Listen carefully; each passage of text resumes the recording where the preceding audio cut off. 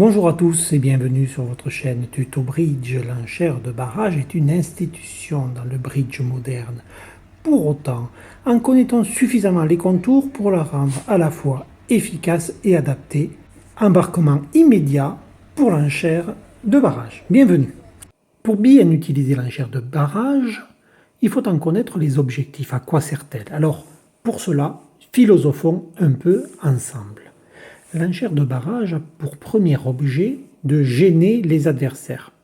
C'est pourquoi c'est une annonce qui se fait à haut palier, au minimum au niveau 2, on va le voir, parfois au niveau 3 et même au niveau 4.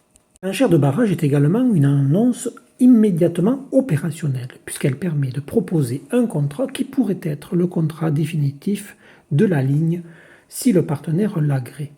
Ainsi, quelles sont les exigences? Il faut une couleur longue, concentrant les points dans cette couleur pour que le contrat puisse être éventuellement gagné.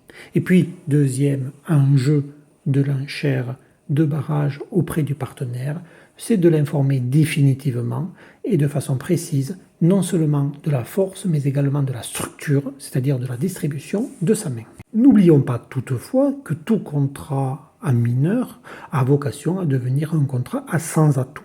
C'est pourquoi lorsque l'on propose une enchère d'essai en mineur, il faut envisager de la convertir dans un contrat définitif à sans atout, de sorte que le barrage en mineur n'a pas une vocation exclusive de barrage, mais a une dimension constructive qui exigera un potentiel de jeu plus important que pour un barrage en majeur, mais nous verrons cela tout à l'heure.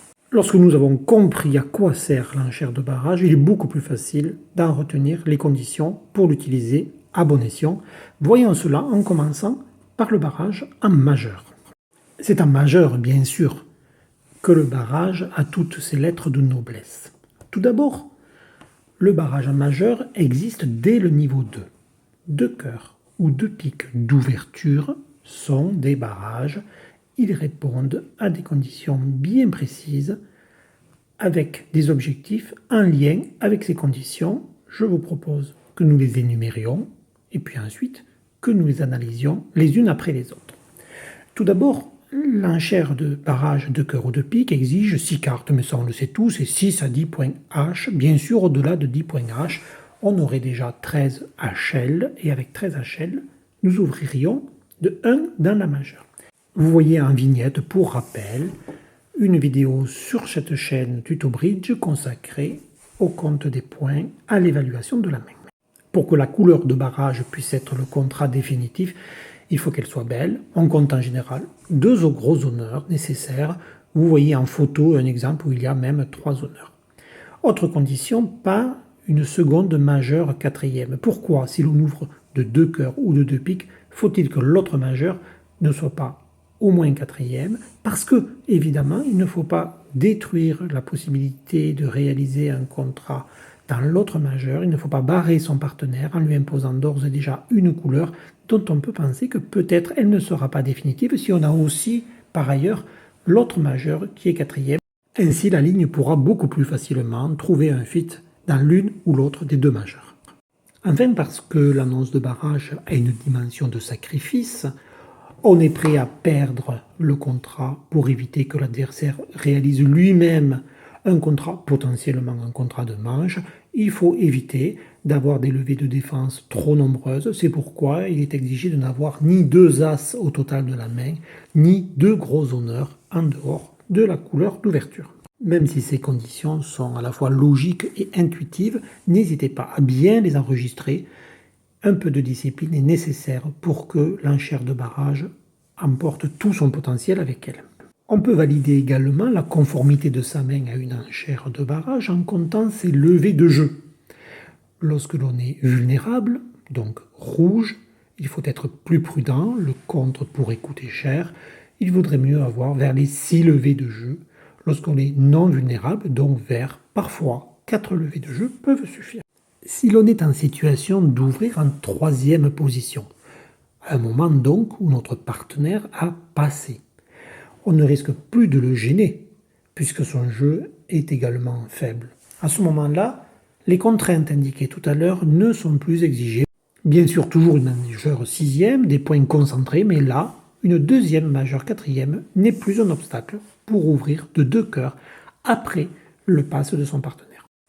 Le barrage s'exprime d'autant plus au niveau 3 ou au niveau 4. Regardez cette main, il faut maintenant 7 cartes et un maximum de 9 points H, puisque sinon on aurait 13 HL et on ouvrirait au niveau 1 de 1 pique. Avec ce jeu-là, on va ouvrir au niveau 3. Ensuite, c'est très simple en majeur. Regardez, 6 cartes, niveau 2, 7 cartes, niveau 3, 8 cartes, niveau 4. Ici, avec ce jeu, et sans aucune levée de défense, car bien évidemment, l'enchère de 4 piques pourrait conduire à un contrat adverse au niveau 5. Il ne faudrait pas que ce contrat adverse chute lui-même. À ce moment-là, le sacrifice à 4 piques aurait été inutile. Il ne faut donc pas avoir de levée de défense. L'exigence d'un jeu concentré en points dans la longue s'élève avec la hauteur du barrage. En mineur, le barrage existe également. Alors pas au niveau 2 à cause du 2 trèfle fort indéterminé et du 2 carreau forcing de manche, mais à partir du niveau 3. Alors au niveau 3, nous l'avons vu tout à l'heure et nous allons maintenant l'étudier plus en détail. Un barrage au niveau 3 n'exclut pas un espoir de 300 atouts, puisqu'on est encore en dessous de la manche à 100 atouts. Il faudra donc avoir un jeu plus constructif, on va en voir un exemple dans un instant. Par contre, à partir du niveau 4, où on a décidé de dépasser volontairement le niveau du 300 atouts, eh bien à ce moment-là, le barrage peut être pur. L'enchère de niveau 4 montrera effectivement une longue, mais pas nécessairement aussi forte que lorsqu'on enchérira seulement au niveau 3. Là encore, le nombre de cartes est toujours le même. Au niveau 3, 7 cartes. Au niveau 4, 8 cartes. Prenons un exemple. Regardez cette main avec 7 beaux carreaux, quasiment affranchis. La meilleure enchère est un barrage de 3 carreaux, 8 points H seulement. Pourrait-on envisager autre chose? Oui, bien sûr, avec une mineure affranchie, autonome, de 7 cartes, eh bien on aurait pu ouvrir de 300 atouts, le célèbre 300 atouts gambling, que je ne développe pas puisqu'il fait l'objet d'une vidéo dédiée sur votre chaîne préférée. Nous rencontrons également l'enchère de barrage en intervention, c'est très simple.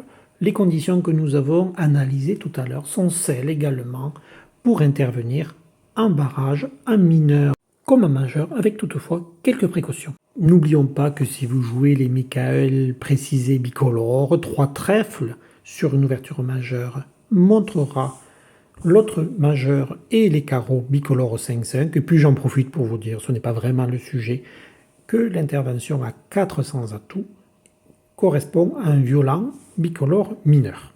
C'est enfin l'heure des cadeaux.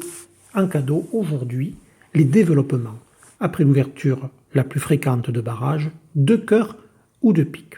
Quelle est la particularité? C'est que, en ouvrant de 2 cœurs ou 2 piques, le joueur a parfaitement décrit son jeu. C'est donc son partenaire informé de la structure et de la force de son jeu qui va devenir le maître du jeu, le capitaine des enchères à suivre. Que va pouvoir faire le répondant? Alors, il y a plusieurs cas de figure.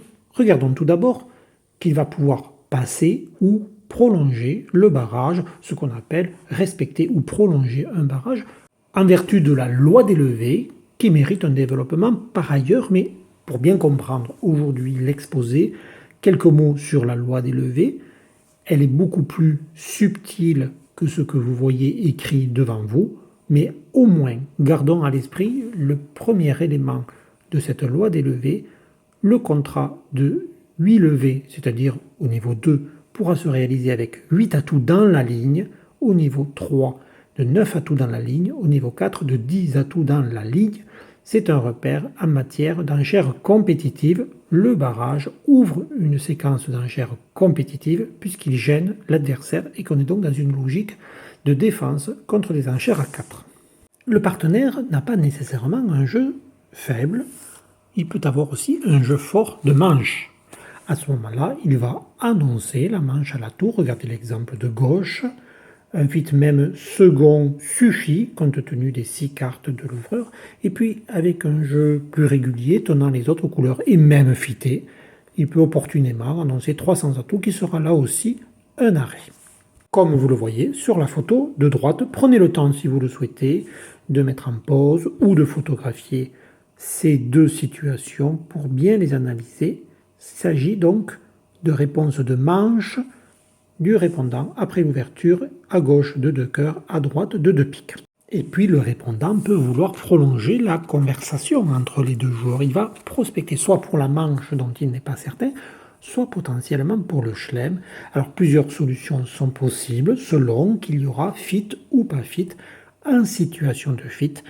Pour prospecter une manche ou un chelem, le développement du répondant, c'est l'enchère de 200 atouts qu'on appelle le 200 atouts relais. Il montre donc un fit et au moins 16 HL, c'est-à-dire au moins un espoir de manche. Regardons comment l'ouvreur du barrage va maintenant poursuivre les enchères. Si son jeu est minimum, il reviendra simplement au niveau 3 dans sa couleur d'ouverture.